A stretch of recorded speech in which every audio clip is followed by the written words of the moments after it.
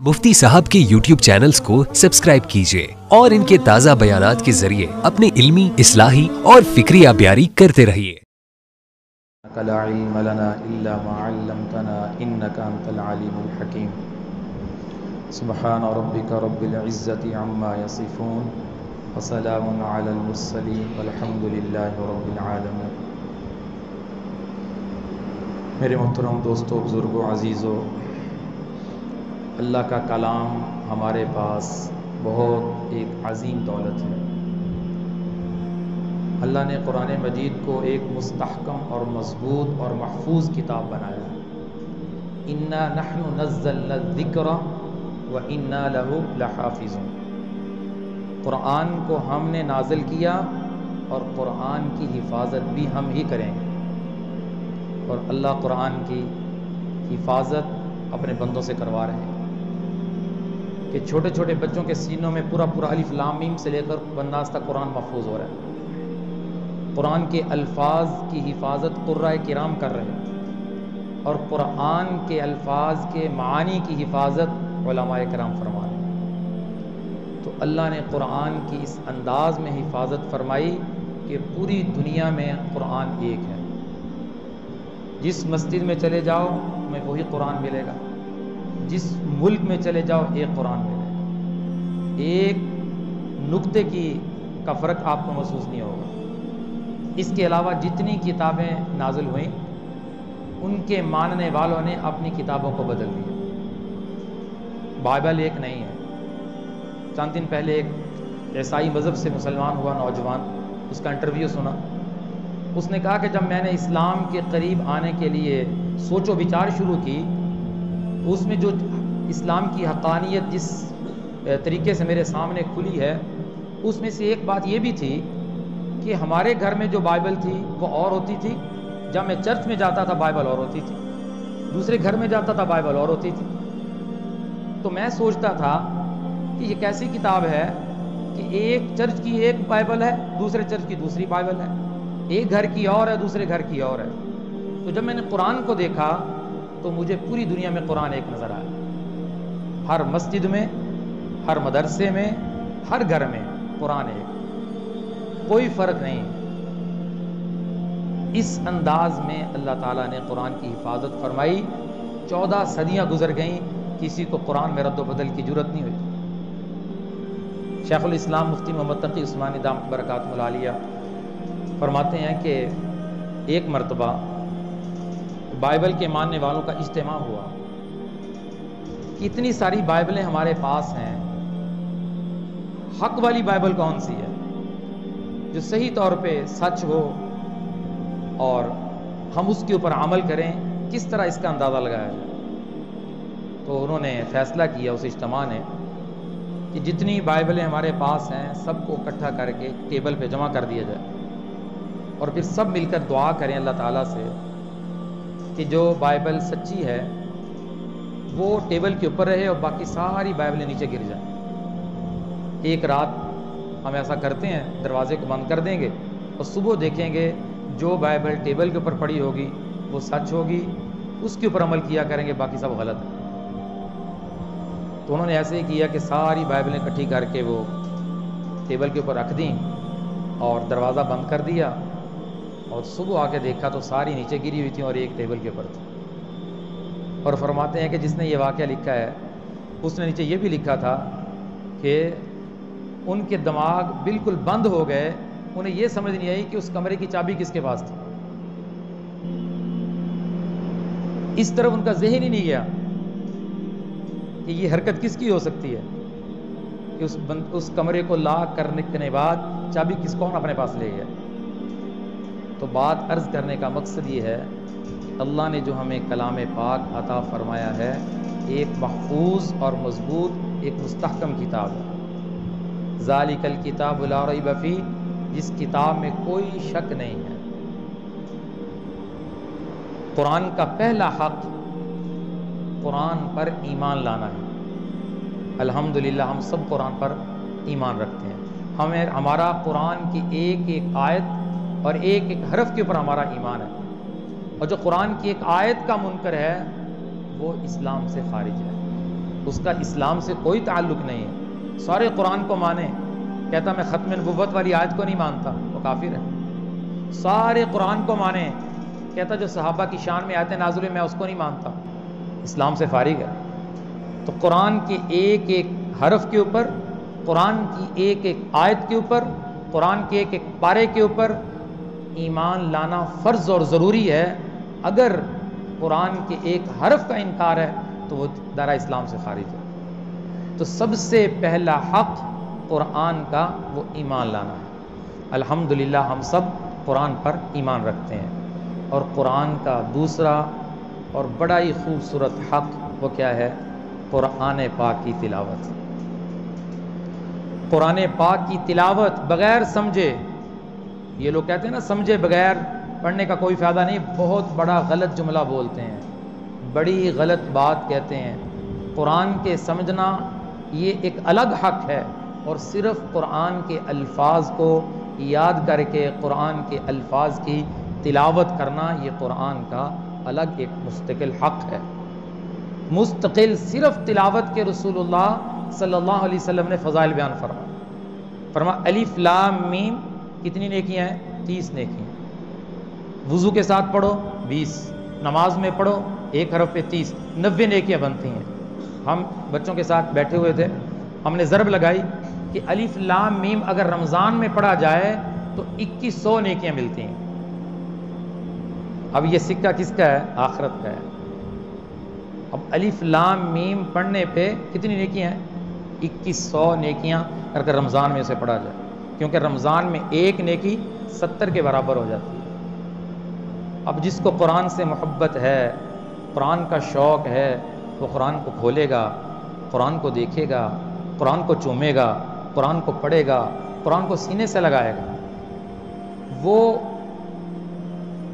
بہت ہی قسمت والا ہے، سعادت والا ہے، جس کو اللہ روزانہ اپنا کلام کھولنے کی توفیق عطا فرماتا ہے. افسوس اس مسلمان پر ہے جس کی زندگی میں رمضان بھی آیا لیکن اسے ایک قرآن ختم کرنے کی توفیق نہیں ہوئی، اور بعض لوگوں کو ایک پارہ ختم کرنے کی توفیق نہیں ہوئی. قرآن کو دودھ کی بات ہے، ایک پارہ بھی ختم کرنے کی توفیق نہیں ہوئی. کس قدر یہ بدقسمت انسان ہے، کس قدر یہ محروم انسان ہے جو رمضان کی اتنی بڑی خیر سے محروم ہو گیا، جسے قرآن کے ایک پارہ ختم کرنے کی توفیق نہیں ملی. کس قدر اللہ کی رحمت ایمان والوں کے اوپر برس رہی تھی کہ ایک ایک لفظ پہ سینکڑوں نیکیاں مل رہی ہیں، لیکن ان نیکیوں کی قدر دنیا کے اندر نہیں ہو رہی. دنیا کے اندر کس کی قدر ہے؟ مال کی، روپے کی.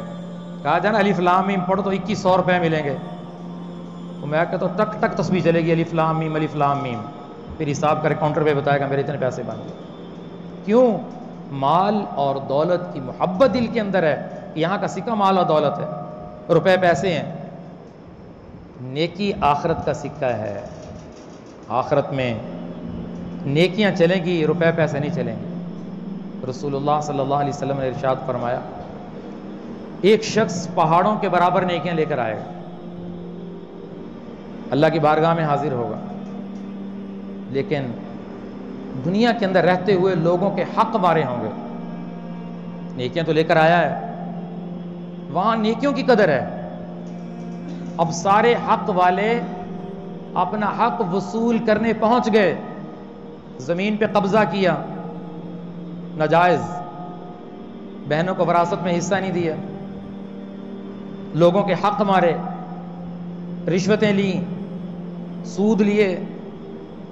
تو لوگوں کے حق مار کر اپنا پیٹ، اپنے بیوی بچوں کا پیٹ بھرتا رہا، بیٹیوں کو حصہ نہیں دیا، بہنوں کو وراثت میں حصہ نہیں دیا. یہ سارے اہل حق اللہ کی بارگاہ میں حاضر ہوں گے کہ اس نے ہمارا حق مارا تھا. تو اب وہاں پہ وہ کہے گا مجھ سے پیسے لے لو، پیسے تو دے نہیں سکتا. اب وہاں پہ حساب کتاب کیسے نمٹایا جائے گا؟ تو رسول اللہ صلی اللہ علیہ وسلم نے فرمایا میری امت کا یہ مفلس انسان ہے. مفلس، صحابہ نے کہا مفلس تو وہ ہوتا ہے جس کے پاس درم اور دنانیر نہ ہو. اللہ کے نبی نے فرمایا یہ مفلس نہیں، میری امت کا مفلس یہ ہے جو پہاڑوں کے برابر نیکیاں لے کر آئے گا لیکن ساری نیکیاں لوگوں میں تقسیم کر دی جائیں. یہ میری امت کا مفلس ہے. تو نیکیاں تقسیم کی جائیں گی، جس کے حق مارے ہیں اس کی نیکیاں سب میں تقسیم کر دی جائیں گی، اور پھر ابھی حق والے رہ جائیں گے۔ اب کیا ہوگا؟ نیکیاں تو ختم ہو گئیں، اب ان کے گناہ اس کے سر کے اوپر ڈالے جائیں گے، نیکیوں سے فارغ ہو گئے۔ وہاں نیکیوں کی قدر ہے، ایک نیکی کی ضرورت ہے، نہیں ملے گی، وہاں کا یہ سکہ ہے۔ تو یہ اللہ نے ہمیں دنیا کے اندر مختصر زندگی میں اس زندگی کو بنانے کے لیے وقت دیا ہے کہ نیکیاں جمع کر لو، یہ آخرت کا بہت بڑا بینک بیلنس ہے۔ نیکیاں اکٹھی کر لو، جس طرح مال اور دولت کے پیچھے دوڑ لگی ہوئی ہے، فاستبقوا الخیرات، اس طرح تم نیکیوں کے پیچھے دوڑ لگا۔ صحابہ کرام کی دوڑ نیکیوں کی طرف تھی کہ کس طرح میری نیکیاں بڑھ جائیں۔ حضرت عمر کہا کرتے تھے حضرت ابو بکر سے کہ ابو بکر زندگی کی ساری نیکیاں لے لو، زندگی کی ساری نیکیاں لے لو، ہجرت کی رات کی نیکیاں دے دو۔ ساری زندگی کی نیکیاں ایک طرف اور ہجرت کی رات کی نیکیاں ایک طرف۔ حضرت عائشہ رضی اللہ تعالیٰ عنہا آپ کے پاس تھی، کہنے لگی یا رسول اللہ، آسمان کے ستاروں کے برابر کسی کی نیکیاں ہو سکتی ہیں؟ تو آپ نے فرمایا ہاں۔ فرمایا کس کی ہیں؟ فرمایا حضرت عمر کی نیکیاں آسمان کے ستاروں کے برابر ہیں۔ حضرت عائشہ کے چہرے پہ عجیب سا تاثر ظاہر ہوا، تو آپ نے پوچھا عائشہ کیا ہوا؟ تو حضرت عائشہ فرمانے لگی یا رسول اللہ، میرے دل میں یہ بات آئی تھی کہ میرے باپ کا نام آئے گا۔ تو حضور نے بڑی خوبصورت بات ارشاد فرمائی، فرمایا عائشہ تو نے یہ پوچھا ہے کہ آسمان کے ستاروں کے برابر کس کی نیکیاں ہیں؟ تیرا یہ سوال ہے۔ اگر تیرا سوال یہ ہوتا کہ آسمان کے ستاروں سے زیادہ نیکیاں بھی کسی کی ہو سکتی ہیں تو تیرے باپ کا نام آتا کہ تیرے باپ کی نیکیاں آسمان کے ستاروں سے بھی زیادہ ہیں۔ تو صحابہ کی دوڑ کوشش نیکیوں کی طرف، ساری زندگی حضرت عمر کوشش کرتے رہے کہ میں نیکیوں میں ابو بکر سے بڑھ جاؤں، لیکن بڑھ نہیں سکے۔ جو مقام اللہ نے ابو بکر کو دیا ہے، میرے نبی نے فرمایا میں نے سارے صحابہ کا بدلہ دنیا میں دے دیا، سب کا بدلہ، لیکن ابو بکر کا بدلہ نہیں دیا۔ جنت کے 8 دروازے ابو بکر کو پکارے۔ تو میں عرض کر رہا تھا قرآن کی تلاوت بہت بڑا عمل ہے، نیک اعمال کو جمع کرنے کا، نیکیوں کو اکٹھا کرنے کا۔ تو ہمیں چاہیے ہم قرآن سے ایسا تعلق بنائیں، ایسی محبت کریں کہ کوئی دن قرآن کی تلاوت سے خالی نہ ہو۔ عزم کر لیں، چاہے 1 رکوع پڑھ لیں، میں پارا نہیں کہتا، میں پاؤ نہیں کہتا، میں 2 پارے نہیں کہتا، میں 1 رکوع کی بات کر رہا ہوں۔ قرآن کو کھولیں، ایسی لارب کتاب جس کو دیکھنا، جس کو چومنا، جس کو چھونا، جس کو پڑھنا سارا ثواب ہی ثواب ہے۔ قرآن گھر کے اندر پڑا ہوا ہے، مہینہ مہینہ گزر جاتا ہے، قرآن کھلتا ہی نہیں۔ قرآن گھر میں برکتیں کیسے آئیں؟ ایک قرآن کی تلاوت اور قرآن کے حروف کو صحیح طور پہ پڑھنا، یہ قرآن کا دوسرا حق ہے۔ مسلمانوں کے مجمع میں اعلان کرو، یقین کرو افسوس ہوتا ہے کہ قرآن پڑھنا ہی نہیں آتا، قرآن پڑھنے کا ذوق ہی نہیں ہے، اور جن کو پڑھنا آتا ہے وہ غلط پڑھتے ہیں۔ اور قرآن کو اس انداز میں غلط پڑھنا جس میں قرآن کا ترجمہ بدل جائے حرام ہے، ثواب کی بجائے الٹا گناہ ہے۔ کہتے ہیں جی ہماری عمر زیادہ ہو گئی ہے، اب ہم قرآن کیسے صحیح کریں؟ نہیں، موت تک بندہ طالب علم رہتا ہے، موت کی دہلیز تک طالب علم ہے۔ قرآن سیکھے، ایک ایک آیت کر کے سیکھے، لیکن قرآن کو صحیح پڑھے، قرآن کو تجوید سے پڑھے، قرآن کو اس انداز میں پڑھے، کم از کم قرآن کو پڑھے، قرآن کے ترجمے فرق نہ آئے۔ تو یہ مدارس عربیہ یہ قرآن کے مرکز ہیں، قرآن کو سیکھنے اور سکھانے کے بہترین مرکز ہیں۔ تو خود بھی قرآن کو سیکھنے کا اہتمام کریں، اپنے بچوں کو لازمی قرآن حفظ کرائیں، حفظ کے ساتھ ناظرہ اپنے بچے کو قرآن پڑھائیں۔ اس کے بغیر دوسری تعلیم میں مشغول نہ کریں۔ سب سے پہلے بچے کے سینے میں، دل میں جو بات اترنی چاہیے وہ اللہ کے کلام کی اترنی چاہیے، اس کا سینہ اللہ کے قرآن سے روشن ہو جائے، اس کا دل اللہ کے قرآن سے منور ہو جائے، یہ مسلمان کے صحیح مسلمان ہونے کی علامت ہے۔ لیکن افسوس اس بات پر ہے کہ جب ہم قرآن کی تعلیف کو دوسرے نمبر پہ رکھتے ہیں اور دنیا کی تعلیم کو ایک نمبر پہ رکھتے ہیں، قرآن کی تعلیم کے بارے میں کہتے ہیں یہ پڑھ لے گا، اور دنیا کی تعلیم کے بارے میں اتنا اہتمام، ماں بھی فکر مند ہے، باپ بھی فکر مند ہے۔ اب بچے کو قرآن صحیح پڑھنا آتا یا نہیں آتا، مسلمان اس کے بارے میں فکر مند نہیں ہے۔ کتنے بچے ہمارے پاس پورا قرآن پڑھ کر آئے، انہیں تو نورانی قاعدہ نہیں آتا، کہتے قرآن پڑھ کے آئے ہیں۔ ہم نے پوچھا قرآن کس سے پڑھا ہے، تو بتایا انہوں نے قرآن ایک رکشے والے سے پڑھا ہے۔ کس سے پڑھا ہے؟ ایک رکشہ چلانے والے سے قرآن پڑھا ہے۔ تو یہ ظلم نہیں ہے، یہ باپ ظلم نہیں کر رہا۔ دنیا کی تعلیم کے لیے کس کا انتخاب ہے جی؟ الائیڈ سکول، فلاں سکول، اور قرآن کے لیے کہتا رکشے والا پڑھا دے۔ کیوں؟ قرآن اتنا لاوارث ہے۔ جس قدر دنیا کی تعلیم کی فکر، اسی قدر باپ کے اوپر ذمہ داری ہے کہ قرآن کی تعلیم کی فکر کرے۔ کل قیامت کے دن سوال ہے، یا ایھا الذین آمنوا قوا انفسکم واہلیکم نارا، اے ایمان والو خود بھی جہنم کی آگ سے بچو، اپنے گھر والوں کو بھی بچاؤ۔ میرے نبی نے فرمایا، صحابہ بیٹھے ہوئے تھے، کہ اللہ کے کچھ خاص بندے ہوتے ہیں۔ صحابہ نے پوچھا یا رسول اللہ کے خاص بندے کون ہیں؟ تو میرے نبی نے فرمایا، وہ لوگ اللہ کے خاص ہیں جو سینوں میں اللہ کے قرآن کو محفوظ کرتے ہیں، یہ اللہ کے خاص بندے ہیں۔ خیرکم من تعلم القرآن، سب سے بہترین تم میں وہ ہے جو قرآن کو سیکھتا اور سکھاتا ہے۔ آج لوگ کہتے ہیں ڈاکٹر صاحب، انجینئر صاحب، پائلٹ صاحب، پتہ نہیں کیا صاحب، زیرو ہیں۔ جو اللہ حافظ قرآن کو قیامت کے دن عزت دے گا، ساری دنیا دیکھے گی۔ صرف قرآن کا حافظ باعمل ہو تو ساری دنیا دیکھے گی اللہ اسے کیا عزت عطا فرماتا ہے۔ میں کہتا ہوں جس کے والدین کے بارے میں میرے نبی نے فرمایا انہیں ایسا تاج پہنایا جائے گا جس کی روشنی سورج سے زیادہ ہوگی، اب اس حساب سے قرآن کو اللہ کیا مقام عطا فرمائے گا جس کے سینے میں قرآن ہے، کتنی شان اور عزت عطا فرمائے گا۔ عین العلماء عین الفقہاء، اعلان ہوگا فقہاء کہاں ہیں، علماء کہاں ہیں، عین المؤذنون، مسجد کا مؤذن کہاں ہے، عین الائمہ، مسجد کا امام کہاں ہے، سارے کھڑے ہو جائیں گے۔ تو میرا اللہ ان لوگوں کو بغیر حساب کے جنت میں بھیجے گا۔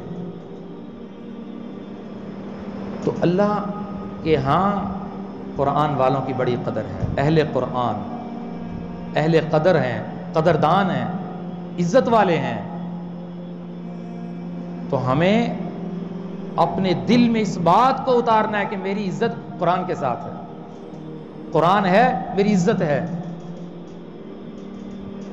تو دنیا کے اندر بھی ہر باپ عزم کر لے کہ انشاءاللہ ناظرہ تو اپنے بچے کو بہترین قرآن پڑھاؤں گا، آئی چلائی نہیں کروں گا، باقاعدہ نگرانی کروں گا اور باقاعدہ چیک کروں گا، پوچھوں گا کہ میرے بچے کا قرآن کیسا ہے، اور ایسے ادارے کا انتخاب کریں جہاں پہ آپ کے بچے اچھا قرآن پڑھ سکیں۔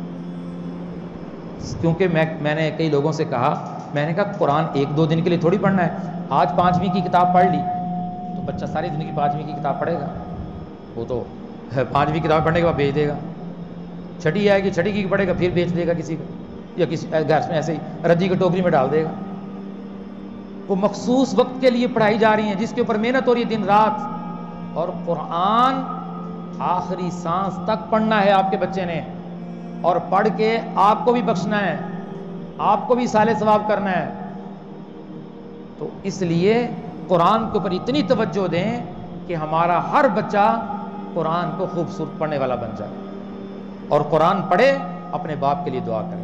فرمایا جب بچہ مسجد میں قرآن پڑھنے آتا ہے اللہ 3 لوگوں کی بخشش کا فیصلہ کرتا ہے، ایک اس بچے کی، اور ایک اس کے والدین کی، اور ایک استاد کی جس سے قرآن پڑھ رہا ہے۔ 3 لوگوں کی بخشش کا فیصلہ فرمایا۔ یہ سارے فضائل کس کے لیے ہیں؟ جو قرآن سے محبت کرتا ہے۔ تو تیسرا قرآن کا حق قرآن کے اوپر عمل ہے، کہ قرآن کو سیکھتے جائیں، قرآن کی تفسیر اور ترجمے کو، مفہوم کو سمجھنے کی کوشش کریں، اور اللہ کا پیغام اپنے بندوں کے لیے جو ہے اس کو اپنی عملی زندگی کے میں لانے کا اہتمام کریں۔ اللہ تعالی ہمیں قرآن کی محبت اور قرآن کا عشق نصیب فرمائے۔ وآخر دعوانا ان الحمد للہ رب العالمین۔ Thanks for watching. Don't forget to like, comment, share and subscribe.